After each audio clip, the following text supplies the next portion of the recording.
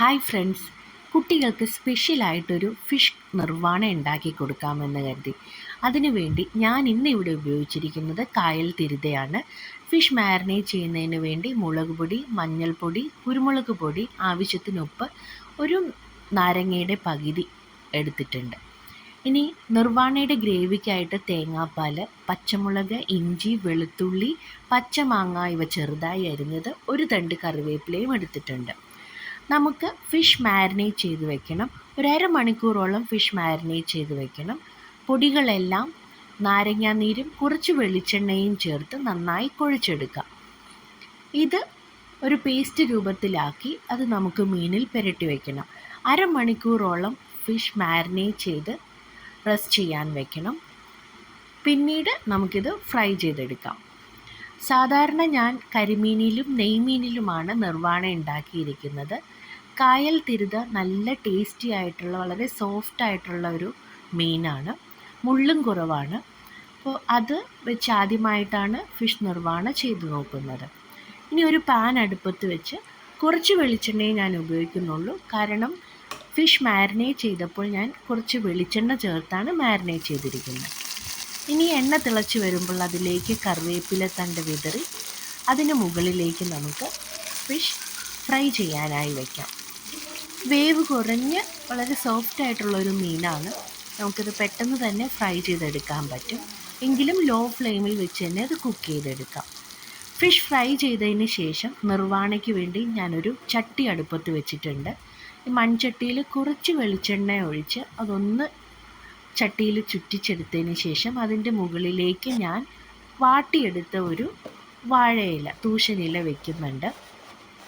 ഇനി ഈ ഇലയിലേക്കും കുറച്ച് എണ്ണ ഒഴിച്ചതിന് ശേഷം നമുക്ക് ഫ്രൈ ചെയ്ത് വെച്ചിരിക്കുന്ന ഫിഷ് ഇതിനുള്ളിലേക്ക് വയ്ക്കാം. വാഴയില ഒന്ന് വാട്ടി ഇതിനകത്തേക്ക് വെച്ചത് വാഴയില വയ്ക്കുമ്പോൾ കീറി പോവാതിരിക്കാനാണ്.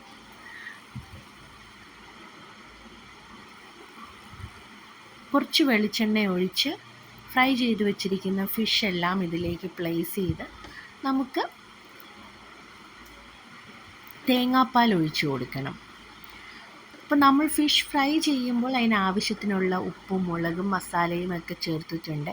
ഇനി ആ ഗ്രേവിക്ക് വേണ്ടുന്ന ഇൻഗ്രീഡിയൻസ് ആണ് പച്ചമുളകും വെളുത്തുള്ളി, ഇഞ്ചി, പച്ചമാങ്ങ.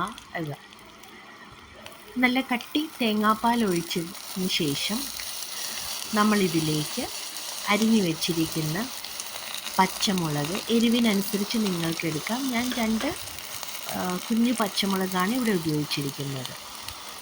പച്ചമുളക്, പച്ചമാങ്ങ കനം കുറഞ്ഞ് അരിയണം.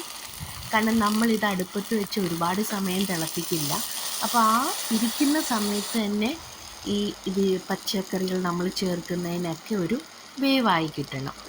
ചെറുതായി എരിഞ്ഞ വെളുത്തുള്ളി, ഇഞ്ചി, ഒരു തണ്ട് കറിവേപ്പില, പിന്നെ കുറച്ച് കുരുമുളക് പൊടി, ഗ്രേവിക്ക് വേണ്ടുന്ന ഉപ്പ്, ഇതെല്ലാം ചേർത്തിട്ട് ഒന്ന് തിള വരുന്നത് വരെ നമുക്ക് വെയിറ്റ് ചെയ്യണം. ഒരുപാട് വെട്ടി തിളപ്പിക്കാൻ പാടില്ല. ചെറു തീയിൽ ഇത് വെച്ച് പതുക്കെ സാവകാശം തിള വരട്ടെ.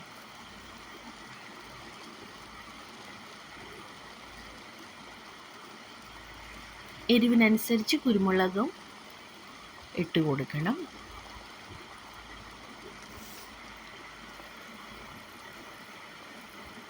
തിള വരാൻ തുടങ്ങിയിട്ടുണ്ട്.